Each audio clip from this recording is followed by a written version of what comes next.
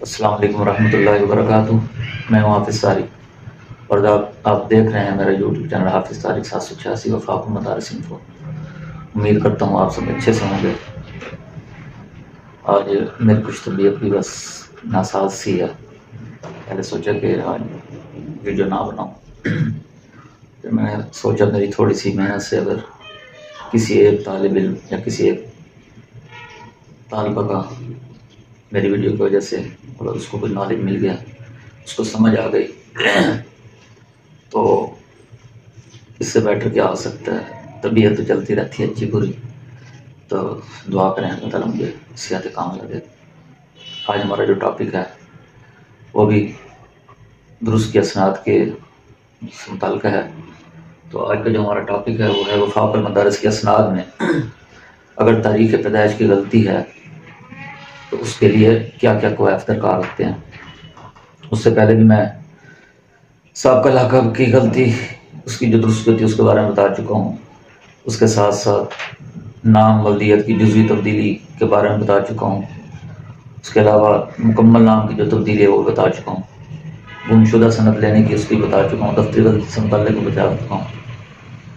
तो आज का जो हमारा टॉपिक है, अगर आपकी सनद वफाकुल मदारिस के असनाद में किसी भी सनद के अंदर या मुकम्मल असनाद के अंदर सिर्फ तारीख़ पैदाइश की गलती है तो उसके लिए क्या क्या कवायद दरकार हैं, तो आज उस बारे में हम पढ़ते हैं। तो चलते हैं अपने टॉपिक की तरफ। इसके लिए जो वफाक की तरफ से कवायद हैं वो 6 हैं। सबसे पहला कवायद वही वफाक मदारिस की तरफ से 3, मैंने आपको बताया हुआ कि 3 फॉर्म जारी किए हुए हैं वफाक की तरफ से। एक जो तो मुकम्मल तब्दीली वाला होता है, एक मुख्तलिफ़ किस्म की जो तब्दीलियाँ उनसे मुताल्लिक़ होता है जिसमें तारीख़ पैदाइश भी हो सकती है, नामवल्दियत की तब्दीली, जुज़वी तब्दीली, ज़िला की तब्दीली, मुख्तलिफ, उसके लिए फॉर्म नंबर 1 इस्तेमाल होता है। मुकम्मल तब्दीली के लिए फॉर्म नंबर 2 और तीसरा फॉर्म जो है वो है मुसन्ना असनाद के लिए, यानी कि जो असनाद गुम हो जाती हैं। तो ये 3 फॉर्म हैं। तो इसके लिए भी जो सबसे पहली शर्त है वो यही है कि वफाकुल मदारिस की तरफ से जो जारी करदा फॉर्म है या जो आप उसकी वेबसाइट से डाउनलोड करेंगे उसको मुकम्मल फिल करने के बाद अपने मुताल्लिक़ा जामिया से मुसद्दक़ा करवाना, उस पर तस्दीक़ी मोहर लगवाना सबसे पहले ये होगा, ठीक है ना। दूसरे नंबर पे वही जो गलती आपकी है जिसके मुताबिक आप दुरुस्त करवाना चाहते हैं, वो अगर 18 साल से कम उम्र तालबा या 18 साल से कम उम्र तालिब इल्म है या तालिबा है तो वो बे फार्म लगाएंगे। और अगर शनाख्ती कार्ड उनका बना हो तो शनाख्ती कार्ड के मुताबिक या मैट्रिक सनद कोई भी हो उसकी मुसद्दक़ा कापी। एक बात यहाँ नोट कर लें, मुसद्दक़ा कापी से मुराद जो है इनमें आप या तुम अपने मुतल्लिक़ा का जो आपके मुतल्लिक़ा जामिया का मोहतमिम है आप उससे भी तस्दीक करवा सकते हैं। उसके साथ साथ अपने मुतल्लिक़ा इलाके का जो मसूल होता है, हर ज़िले का होता है, उससे भी आप इसकी तस्दीक करवा सकते हैं। नंबर 3, आप अगर कोई आपके इलाका में आपका करीबी कोई गज़टेड ऑफिसर है तो आप उससे भी करवा सकते हैं। तो इसमें कोई हर्ज नहीं है, आपको जो आसानी से मतलब एक मुयस्सर हो आप वो कर लें। तीसरे नंबर पर यह है कि अगर, और ये बड़ी अहम शर्त है कि अगर उम्मीदवार शहादतुल आलमिया का हामिल है, मतलब उसने तमाम दर्जात पढ़े हुए हैं, दौर हदीस भी किया हुआ है और वो अपनी डेट ऑफ बर्थ को चेंज करवाना चाहता है, तब्दील करवाना चाहता है, तो उसके लिए क्या होगा, स्टाम्प पेपर पे उसने अपना बयान देना होगा और उसमें ये वजाहत करनी होगी कि मैं सरकारी तौर पे मैं किसी सरकारी इदारे में मुलाजम नहीं हूँ। वो इस चीज़ का हलफ देगा और उस चीज़ की मुकम्मल वजाहत करेगा कि मेरी ना ही किसी इदारे के अंदर सरकारी जॉब है और मैं इस चीज़ की मतलब वो करता हूँ। अगर मैं गलत बयानी करते हुए पकड़ा गया या पाया गया तो मैं गलती का मुस्तहक हूँगा, सज़ा का मुस्तहक हूँगा। तो अब अगर सरकारी मुलाजिम है और वो डेट ऑफ बर्थ जो चेंज करवा रहा है तो उसके सरकारी डॉक्यूमेंट्स के वो मुतजाद है तो किसी सूरत में तब्दीली होगी ही। और इसका मकसद भी यही है कि स्टाम्प पेपर पर आप यही लिख कर दें कि मेरी कोई सरकारी जॉब नहीं है।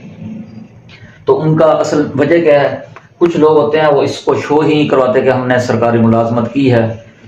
तो होता यह है कि वो पहले वफाकुल मदारिस के असनाद की दुरुस्ती चाहते हैं, किसी ना किसी तरीके से वो कहते हैं यहाँ से दुरुस्ती हो जाए, फिर हम उसके बाद सरकारी इदारे से इस बुनियाद पर वफाकुल मदारिस के बुनियाद पर फिर हम उनको भी दुरुस्त करवा लेंगे। तो उस सूरत में होता क्या है, वो पहले से सरकारी मुलाजिम होता है तो उसमें तजाद आ जाता है। फिर मुतल्लिक़ा इदारा दफ्तर वफाकुल मदारिस को रब्ता करता है कि इनकी असनाद आपने कैसे तब्दील कर दी। तो ये मतलब बहुत सारे मसाइल होते हैं जिस बुनियाद पर वफाकुल मदारिस ने इस चीज़ को यकीनी बनाने के लिए कि ये कोई सरकारी मुलाजिम नहीं है, स्टाम्प पेपर की शर्त लगाई है और उसके साथ साथ वजाहत भी लिखी है और ये भी कहा है अगर वो सरकारी मुलाजिम हुआ तो उसकी उन डॉक्यूमेंट्स के बरअक्स दुरुस्ती नहीं की जाएगी। 3 शर्तें हो गई। चौथे नंबर पे वही शर्त मदरसे का दाखिल खारिज रजिस्टर्ड मुसद्दक मैं आपको बता चुका हूँ ऑलरेडी। फिर उसके बाद ये सबसे अहम बात जो हर उसमें चलती है कि मुतवस्ता के लिए उम्र का कम से कम होना, यानी कि आप जो उम्र चेंज करवाना चाह रहे हैं, तब्दील करवाना चाह रहे हैं, अगर आप मुतवस्ता से लेकर आपकी दौरे तक असनाद हैं या आपकी जो दर्जा सानवी आमा से असनाद शुरू हो रही हैं, तो उसके लिए कुछ शराइत वफाक मदारिस की तरफ से, और ये HEC की भी शराइत हैं कि अगर मुतवस्ता में अगर आप दुरुस्ती करवा रहे हैं तो आपके लिए इतनी आप अपनी डेट ऑफ बर्थ तब्दील करवा सकते हैं या दुरुस्त करवा सकते हैं कि आपकी मुतवस्ता के लिए 12 साल उम्र कम से कम बनती हो दुरुस्ती के बाद, ज़्यादा की कोई हद नहीं है। इसी तरह उला की रजिस्ट्रेशन होती है जो आमा के लिए, उसके लिए 13 साल का होना ज़रूरी है। और इसी तरह आपको पहले कई बार बता चुका हूँ कि आमा के लिए 14 साल का ना कि ये दफ्तरी शर्त है बल्कि ये HEC की भी शर्त है कि आमा के लिए 14 साल की उम्र का शर्त होना ज़रूरी है। और इसी तरह आलमिया के लिए 20 साल की उम्र का शर्त होना ये ज़रूरी है, शर्त है ये चीज़ें हो गई। उसके बाद 6 नंबर पे क्या है, फ़ीस की रसीद जो है मैंने आपको बताया हुआ है। आपकी जो मुतल्लका असनाद हैं वो आप जानते हैं कि आपके कौन कौन से असनाद हैं, आप किन किन असनाद की दुरुस्ती करवाना चाहते हैं, तो उन असनाद के हिसाब से जो मैंने आपको ऑलरेडी कई दफ़ा बताया हुआ है, आपको ये भी कहा है कि आप ना जो फ़ीस का वो है चार्ट है, आप उसकी स्क्रीन शॉट लेकर अपने पास महफूज भी रख सकते हैं, तब के बवक्त ज़रूरत आपके काम है। तो आपका जो भी मतलब असनाद हैं उनको आप काउंट करें, उनकी फ़ीस को, तो जितनी फ़ीस बनती है मुतल्लका इदारा के जो नाम है कि बैंक अकाउंट में फ़ीस जमा करा दें या मनी ऑर्डर करवा दें, उसकी असल रसीद जो है वो साथ आप डॉक्यूमेंट्स के लगाएंगे, उसकी फ़ोटो जो कापी है वो सबूत के तौर पे अपने पास रखेंगे। अब सवाल ये पैदा होता है, अब बाज़ तलबा तालबात के जहन में ये होगा कि ये जितने कवायद बता रहे हैं 3 दिन से 4 दिन से मुख्तलिफ वीडियोज़ हैं, ये कवायद तो एक जैसे हैं, हालांकि ऐसा नहीं है। आपको मैं जितनी वीडियो बनाकर दे चुका हूँ, आप मेरी जितनी वीडियो देख चुके हैं, तमाम के अंदर कुछ ना कुछ फ़र्क है, तमाम के अंदर कुछ ना कुछ फ़र्क ज़रूर होगा। आप ये चीज़ें गौर से देखेंगे, गौर से सुनेंगे, तो फिर आपको कोई फ़ायदा नहीं होगा। आपको ऐसे लगेगा शायद सारे डॉक्यूमेंट, सारे तब्दीलियों के जो डॉक्यूमेंट्स या कवायद हैं वो सेम है, जबकि ऐसा नहीं है। तो इसीलिए आप जो अपनी सबसे पहले तो आप अपनी गलती की निशानदेही करें कि मेरी असनाद के अंदर और ID कार्ड में फ़र्क क्या है। आप पहले उसकी निशानदेही करें, फिर उसके बाद उससे मुताल्लिक़ जो मेरी जितनी भी मैंने वीडियो बनाई उनका मैंने बाकायदा उन्वान दिया हुआ है, फिर आप उस उन्वान के तहत मेरी वो वीडियो देखें तो इंशाल्लाह आपको बहुत फ़ायदा होगा।